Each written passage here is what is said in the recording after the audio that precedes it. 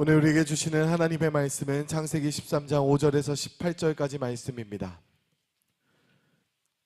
구약성경 15쪽에 있습니다. 창세기 13장 5절에서 18절 말씀을 봉독하도록 하겠습니다. 아브라함의 일행 롯도 양과 소와 장막이 있으므로 그 땅이 그들의 동거함을 용납지 못하였으니 곧 그들의 소유가 많아서 동거할 수 없었습니다.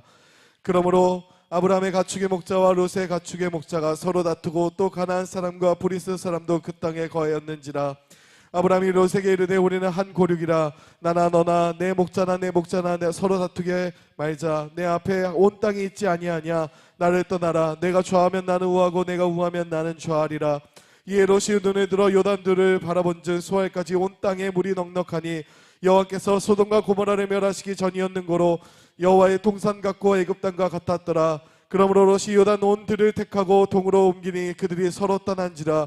아브라함은 가나안 땅에 거하였고 롯은 평지 성읍들에 머무르며 그 장막을 옮겨 소돔까지 이르렀더라. 소돔 사람은 악하여 여호와 앞에 큰 죄인이었더라. 롯이 아브라함을 떠난 후에 여호와께 아브라함에게 이르시되 너는 눈을 들어 너여 있는 곳에서 동서남북을 바라보라. 보이는 땅을 내가 너와 내 자손에게 주리니 영원히 이르리라. 내가 내 자손으로 땅에 티끌 같게 하리니 사람이 땅에 티끌을 등이 셀 수 있을진데 내 자손도 세리라. 너는 일어나 그 땅을 종과 행으로 행하여 보라. 내가 그것을 내게 주리라. 이에 아브라함이 장막을 옮겨 헤브론에 있는 마므레 상수리 숲으로 이르러 거하며 거기서 여호와를 위하여 단을 쌓았더라. 아멘.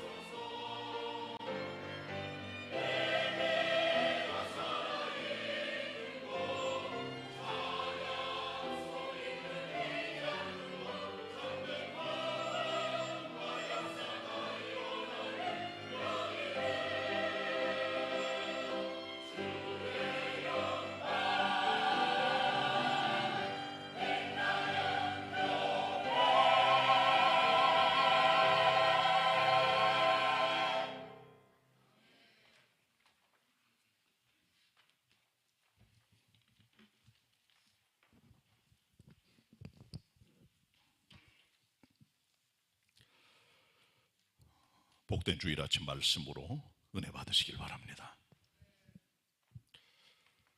오늘은 아브라함의 물질관 두 번째 설교를 하도록 하겠습니다. 지난번 설교에는 창세기 12장 1절부터 13장 4절까지 말씀을 가지고 아브라함의 물질관에 대한 첫 번째 설교를 했습니다. 하나님께서 갈대아 우르 땅에 있는 아브라함을 부르셔서 본토 지정 아버지 집을 떠나 하나님께서 지시하는 땅으로 가도록 명령을 하셨고, 아브라함 주의 명령을 받들어 그대로 순종하여 가나안 땅에 들어가게 됩니다. 하나님 명령을 따라 그는 가나안 땅에 들어가 세겜 땅에 있는 모래 상수리 나무에서 단을 쌓고, 거기서 또 옮겨 베델 동편에 있는 산에서 단을 쌓고 여호와 이름을 부르게 됩니다. 그래서 점점 남방으로 내려가더니 그곳 지역에 기근이 크게 나서 결국은 그곳을 떠나 애굽 땅으로 내려가게 됩니다. 하나님의 명령은 가나안 땅에 머무는 것이었지만 아브라함은 순간적인 판단의 착오 때문에 육신의 생각을 가지고 애굽 땅에 들어가게 됩니다. 시작은 좋았지만은 애굽 땅에 들어가는 그의 삶의 잘못된 선택으로 그는 엄청난 위기를 겪게 됩니다. 그의 아내 사라는 65세였지만 아름다운 여자였고, 혹시 애굽 땅에 있는 이방인들이 그 여인의 아름다움을 보고 그 여자를 취하고 자기를 죽일까 봐 걱정이 돼요. 자기 아내를 누이라고 속이도록 그렇게 서로 약속을 하게 되고, 애굽 땅에 들어갔을 때 사라의 소문이 많이 나서 결국 그 여인은 바로 임금의 궁에 들어가 바로가 그 여인을 취하려고 합니다. 아브라함의 아내인 줄 모르고 누이라고 생각했던 바로 왕은 아브라함에게 결혼지참금조로 양과 소와 나귀와 약대와 많은 노비를 줍니다. 그러나 그 집에 하나님의 재앙이 크게 내려 결국은 사라가 아브라함의 누이가 아니라 부인인 걸 알고 아브라함과 그의 가족들을 다시 가나안 땅으로 돌려보내게 됩니다.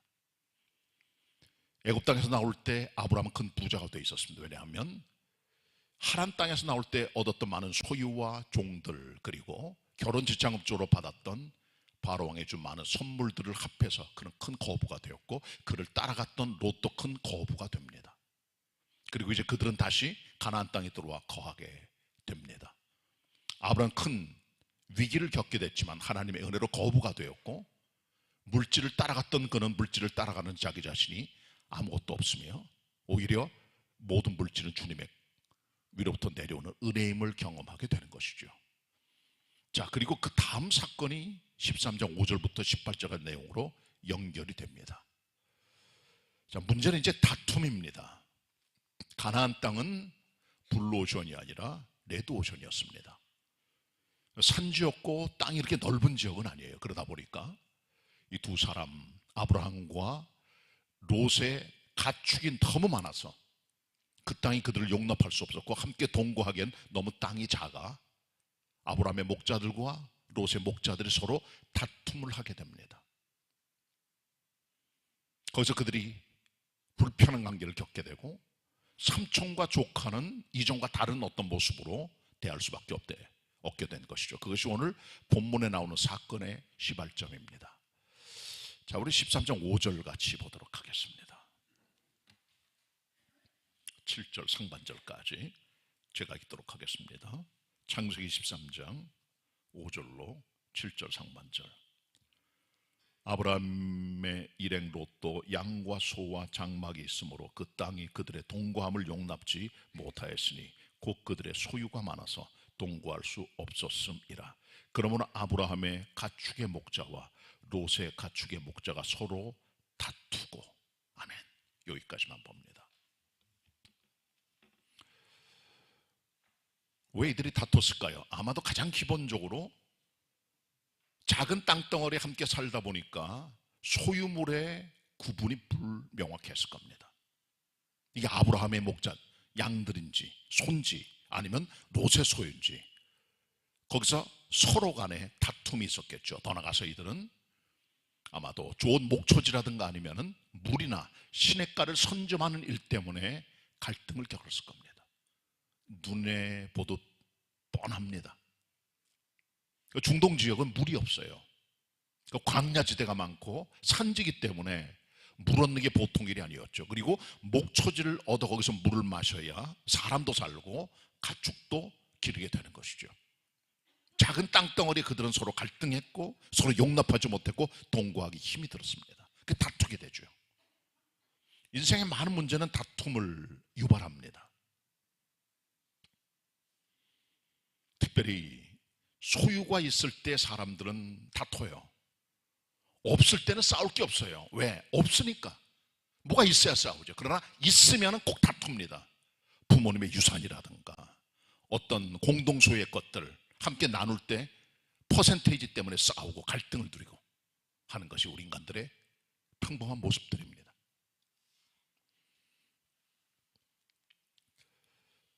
롯데그룹의 신격호 회장이 롯데그룹을 세워서 롯데가 한국 재계 서열 6위까지 올라갔어요.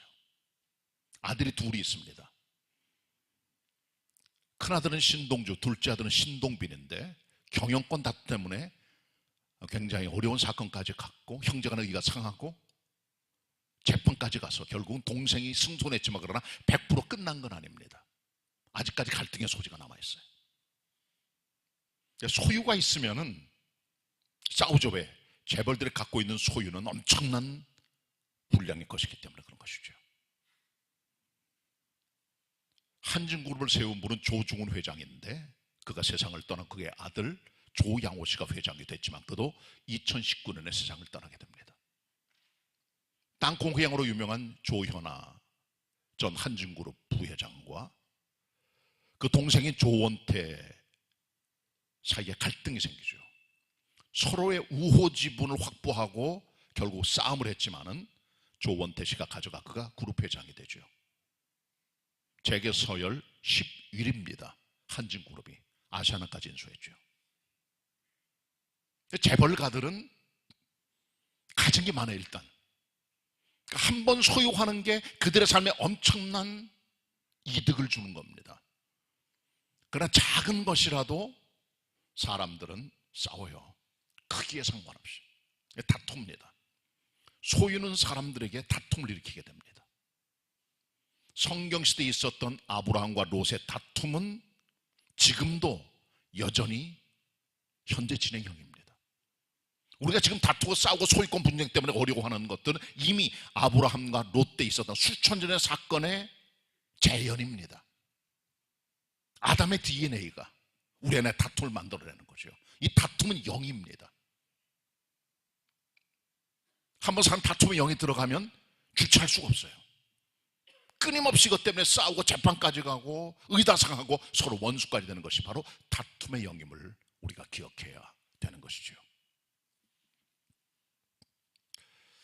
이 같은 다툼을 이기는 방법이 있어요. 그건 바로 양보입니다. 양보입니다. 양보가 쉬운 건 아니에요. 기득권을 먼저 주고 내가 그 다음으로 가는, 완전히 포기하고 자기는 빠져버리는 십자가의 죽음이 양보거든요. 아브라함은 그 원리를 알고 있었습니다. 일단 아브라함이 살고 있던 그 가나안 땅 지역에 원주민이 있었어요. 브리스 족속과 가나안 족속. 덕이 되질 못합니다.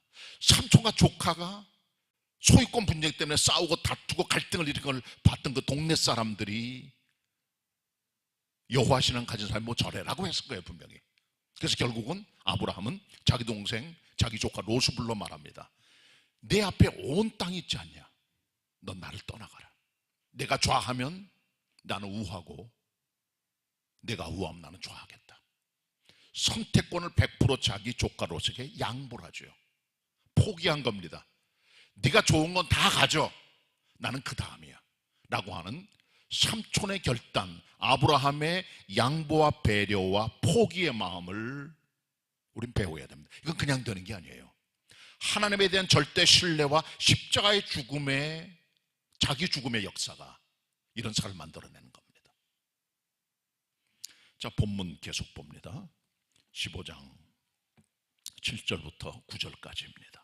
제가 읽겠습니다. 그러므로 아브라함의 목차에 가축의 목자와 롯의 가축의 목자가 서로 다투고 또 가나안 사람과 브리스 사람도 그 땅에 거하였는지라. 아버지는 롯에게 이르되 우리는 한 고륙이라. 나나 너나 내 목자나 내 목자나 서로 다투게 말자.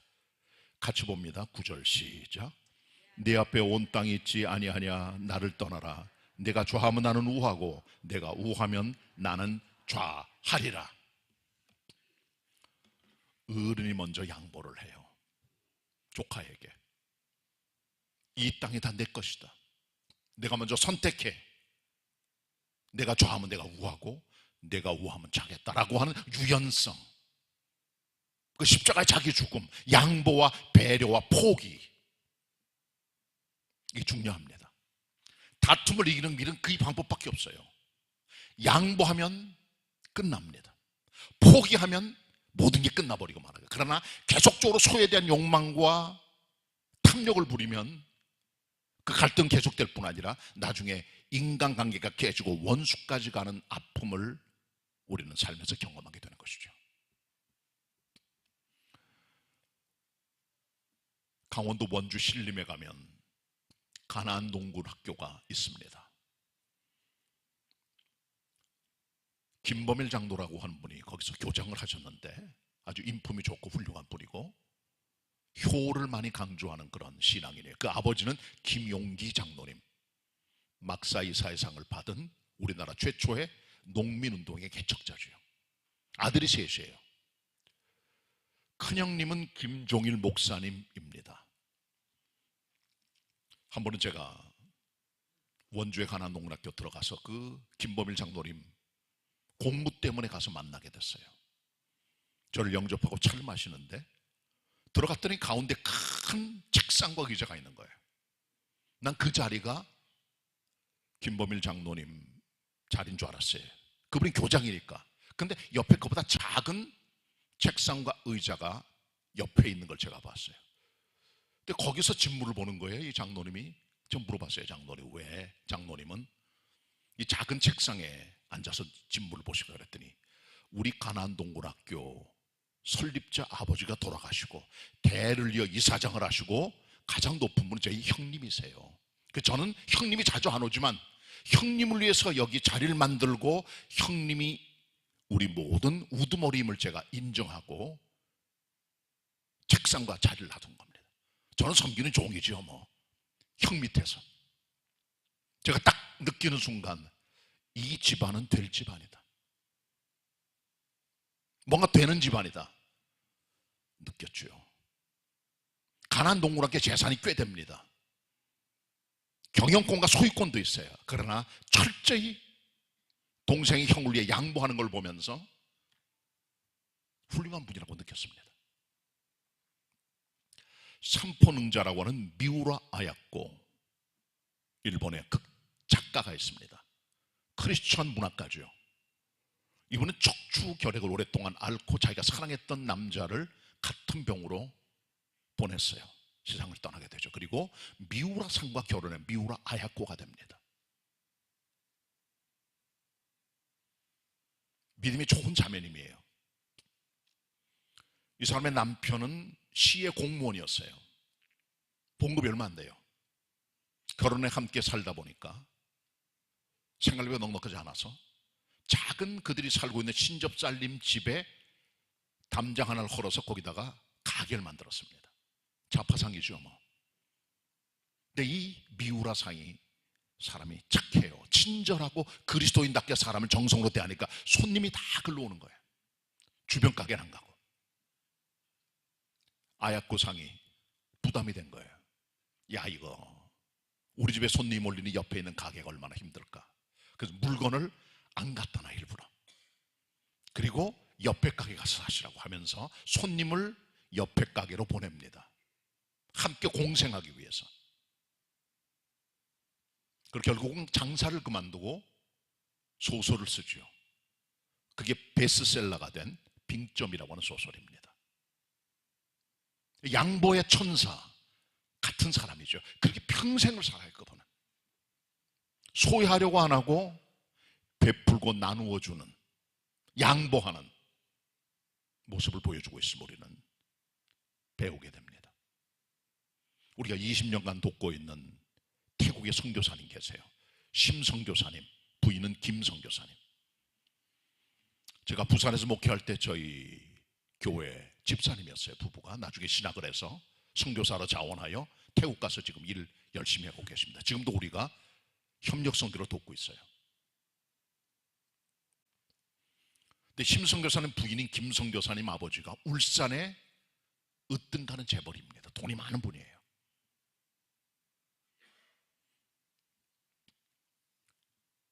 형제들이 있고.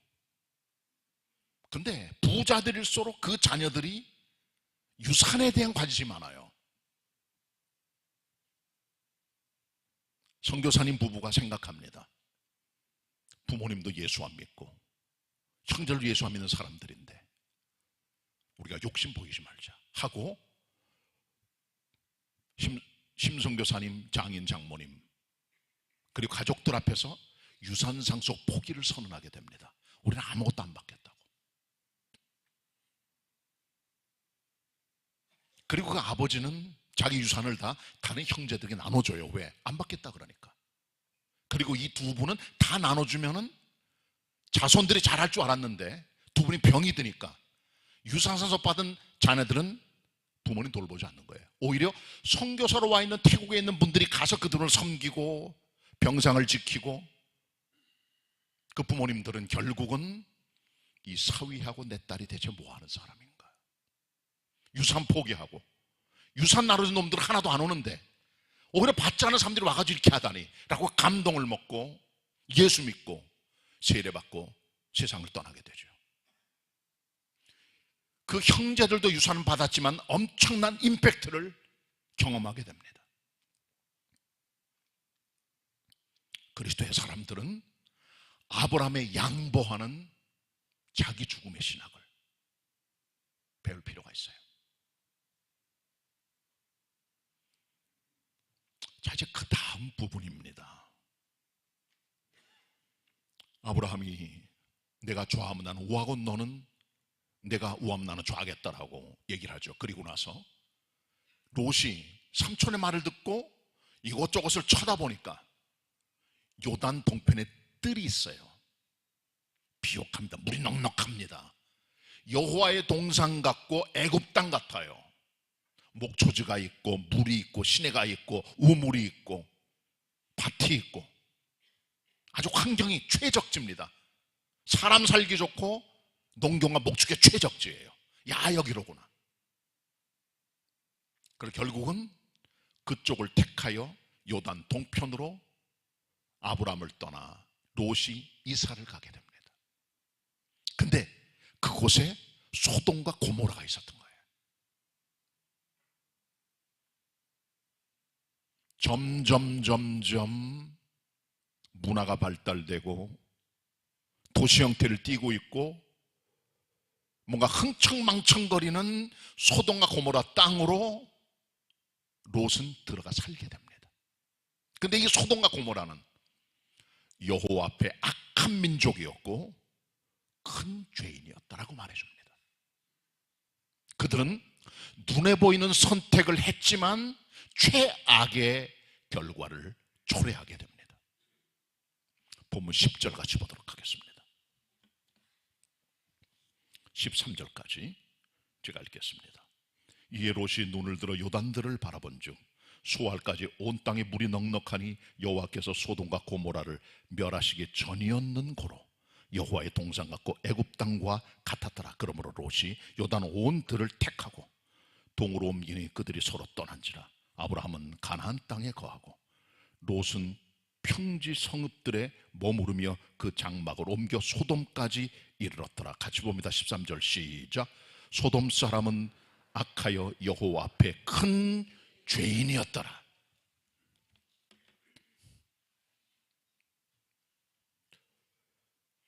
눈에 보이는 가시적인 외모를 가지고 사람을 택하고 땅을 택하고 집을 택하고 직장을 택하고 인생을 택하면 그 대가가 비쌉니다.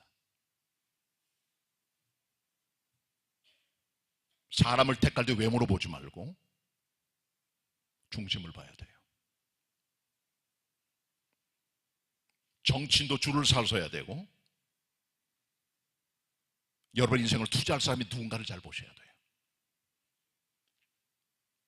겉모습 보고 외모 보고 껍질 보고 번지르르 하면은 따라갑니다. 보통 사람들이 가요. 그러나 그 뒤에는 악마의 이빨이 기다리고 있다는 사실을 우린 기억해야 됩니다. 사무엘하에 보면 압살롬이라는 사람이 나옵니다. 미남입니다. 머리끝부터 발끝까지 흠이 없는 다윗의 세 번째 아들 왕자예요. 아버지가 한 번도 그에게 너 왜 그리 행하느냐 말한 적이 한 번도 없을 정도로 아버지의 총애받는 가장 사랑받는 아들이 압살롬입니다. 아버지의 자랑거리입니다. 잘생겼습니다. 외모도 번질번질하고요.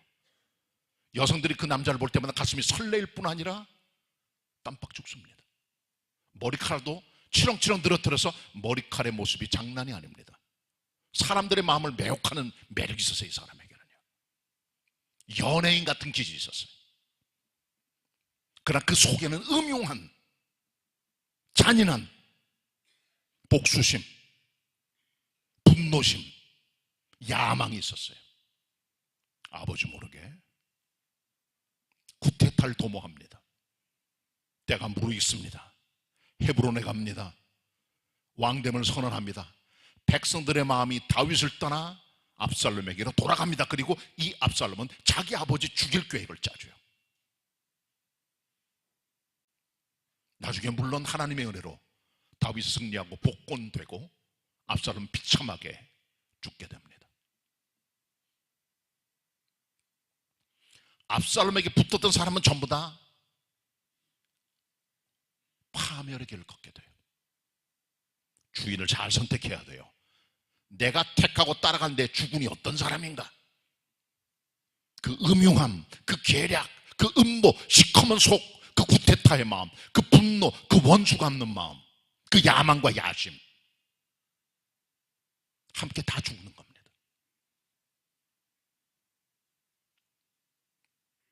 여성 택할 때도 마찬가지예요. 배우자 택할 때. 잠언 31장 30절에 고운 것도 거짓되고 아름다운 것도 헛되나 여호와를 경외하는 여자는 칭찬을 받을 것이라. 고운 것, 아름다운 것 오래 가는 거 아닙니다. 나이 들어가고 시간 흘러가 보세요. 다 거짓되고 헛된 것들입니다. 그래서 베드로전서 3장 1절 6절에서 사도 베드로는 말합니다. 여인들은 자기를 단장할 때 머리를 꾸미고 금을 차고 아름다운 옷을 입는 외모로 하지 말고 자기 마음의 속사람을 안정되고 온유한 심령으로 만들어 소망을 하나님께 두고 순종의 인으로 살도록 하라고 도전해주고 있다는 사실 우리가 기억해야 됩니다.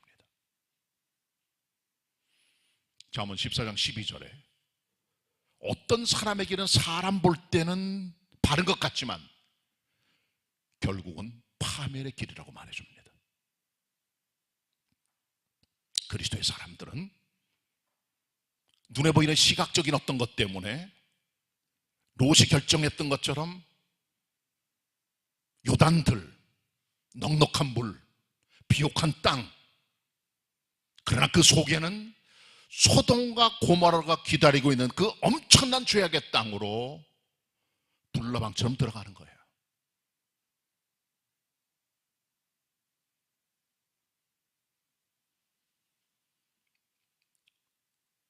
요한일서 2장 16절 17절에 말씀해주고 있어요.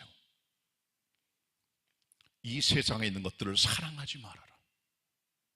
하나님께로 본 것이 아니다. 이 세상에 있는 모든 것들은 육신의 정욕과 안목의 정욕과 이생의 자랑이니 아버지께로 쫓아온 것 아니라 세상으로 쫓아온 것이라. 세상도 정욕도 다 지나가되 여호와의 뜻대로 행하는 자가 영원히 거한다고 말씀해주고 있죠. 롯은 최악의 선택을 합니다. 그가 들어간 곳은 소돔과 고모라 땅이었어요. 여호와 하나님의 진노가 극단에 이르러 이 지역을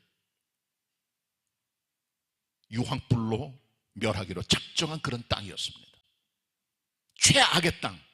성경에 있는 여러 도읍 중에 가장 악한 땅 중에 하나가 소돔 고모라 땅입니다. 그들의 음란과 동성연애와 그들의 삶의 모든 우상숭배 같은 것들은 하나님 볼 때 끔찍하기 때문에 큰 죄인으로 성경은 평가해주고 있는 거죠. 여기 들어간 롯을 보세요. 그 지역의 전쟁에 휘말려서 포로가 됩니다. 하나님의 심판에 떨어질 때 집안이 다 박살이 납니다. 하나님의 심판이 온다 나가자 말했을 때 그의 사위 두 사람은 다 소돔 사람들이에요. 세상 사람들이 자기 며느리들, 자기 딸들하고 결혼하기 사위들이 자기 장인의 말을 농담으로 여겼다. 영향력이 없는 거예요. 롯은 그만큼 함께 섞여 살다 보니까 말해도 말빨이 먹히질 않아요. 그리고 사위 둘을 남겨두고 롯은 자기 아내와 딸들을 데리고 도망하다가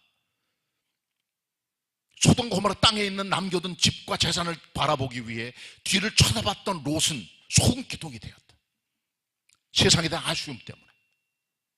그리고 롯은 소알성에 들어가 거하며 대를 이을 자손이 없기 때문에 딸 둘이 자기 아버지에게 술을 먹여 함께 동침하여 근친상간을 통해 자녀가 나왔다. 그 자녀들이 바로 모압과 암몬 족속이 되는 것이고 이들은 결국 이스라엘의 철천지 평생의 원수가 되는 것이죠. 비극적인 롯의 결말을 보게 되는 겁니다. 그는 아주 가까스로 아주 턱걸이로 아슬아슬하게 소돔 고모라의 멸망에서 구원을 받게 되는 것이죠. 눈에 보이는, 눈에 혹하는, 번질거리는 껍데기를 보고 선택한 결과는 비극과 패망과 파괴와 손실밖에 없다는 것을 여러분 알고 선택을 잘 하셔야 돼요. 아브라함을 보세요. 어떤 선택을 합니까? 아브라함은 좋은 땅은 자기 롯이 갖고 가버렸기 때문에 그에게 남은 것은 아무것도 없죠. 그냥 하나님이 자기의 에브리띵, 재산이에요. 하나님께서 자기의 모든 거예요. 이처럼 조카 롯에게 모든 걸 양보한 아브라함을 하나님이 데리시고 말씀하시죠. 동서남북을 다 바라봐라. 다 내 땅이야. 네가 보는 땅 다 너에게 줄게. 내 자신, 내 자손들이 영원히 여기서 거하게 될 것이다. 그 자손의 숫자는 땅에 티끌보다 많을 것인데 티끌을 셀 수 있을진데 내 자손도 그리할 것이다. 종과 횡 다 쳐다봐라. 다 내게 줄게. 거기서 감사한 하나님의 사람 아브라함이 마므레 지역으로 옮겨 상수리 숯불에서 단을 쌓고 하나님을 경배함으로 그의 물질관에 대한 완벽한 승리를 선언하게 되는 것이죠. 여기서 마무리가 됩니다. 일단 그의 물질관에 대한 철저한 삶의 태도가. 본문 같이 봅니다. 13장 14절입니다. 제가 읽겠습니다.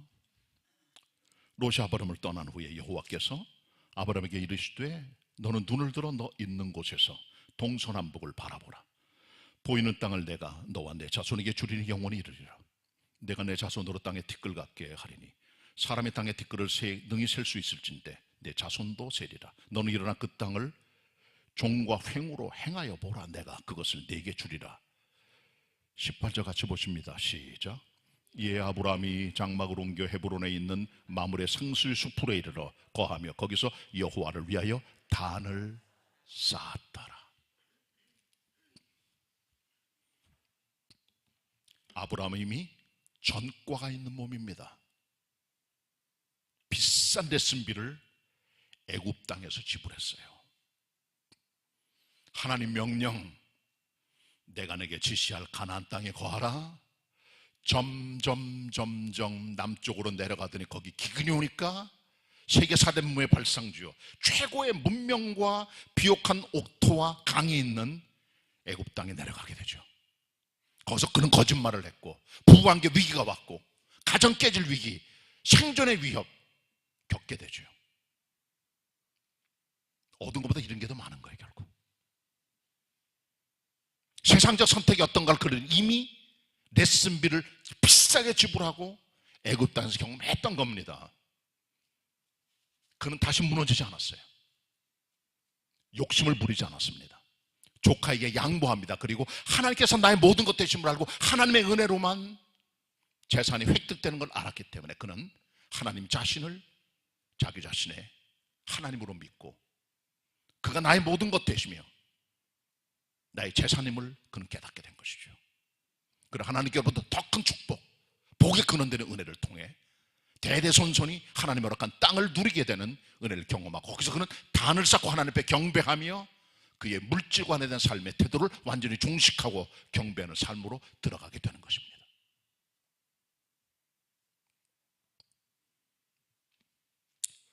사람이 실패는 할 수 있어요. 그러나 실패가 주는 교훈을 꼭 기억해야 돼요. 우리는 약점들이 있습니다. 우리 인생에 성격적 약점, 사단의 공격 루트가 되는 우리의 삶에 많은 연약한 부분들이 있어요. 베드로는 다혈질적이고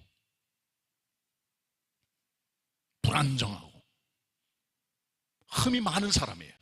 허풍이 심하고 과장되고, 그러나 그는 주님을 다시 만나게 되므로 약점이 보완되어 신실한 주의 종이 되죠. 사도 바울은 잔인한 인간이었습니다. 율법주의적이고 고집세고 고집불통이에요. 그러나 주님을 만남으로 잔인한 사람이 눈물의 사람으로 달라지게 돼요. 사도 요한은 우레의 사람, 야망의 사람이었지만 주님을 만나게 되므로 사랑의 사도로 완전히 달라지게 되죠. 우린 다 약한 부분이 있습니다. 아브라함도 마찬가지입니다. 그는 레슨비를 비싸게 지불하면서 하나님의 종으로 우뚝 서 그는 가나안 땅에서 땅의 선택을 할 때 자기 종에게, 자기 조카로서에게 양보를 했고 하나님을 선택하는 결단을 통해 축복된 복의 근원으로 나아가게 되는 것입니다. 그리고 단을 쌓게 되고요.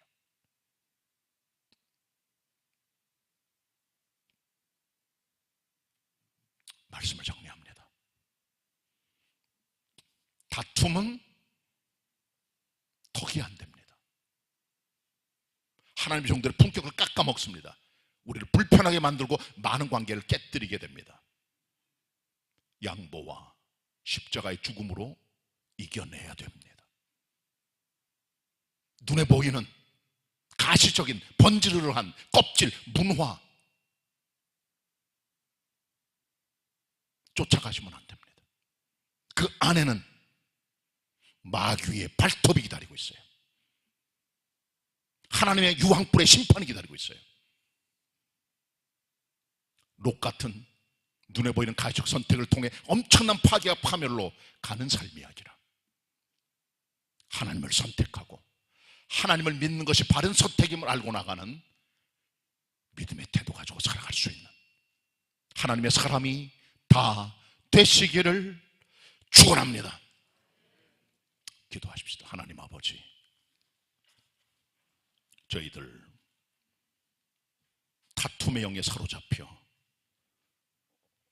신앙 다 잃어버리고 품격 다 깎아먹고 살지 말게 하시고 십자가의 죽음과 배려와 사랑과 양보를 통해 하나님의 사람답게 걸어가게 도와주시옵소서. 잘못하면 저희들이 롯처럼 눈에 보이는 외모나 껍질을 보고 판단하여 인생의 파멸을 올까 두렵사오니 우리는 믿음을 선택하고 하나님을 선택하고 나아갈 수 있는 복의 근원들로 걸어가게 하옵소서. 예수 그리스도의 이름으로 기도드립니다. 아멘.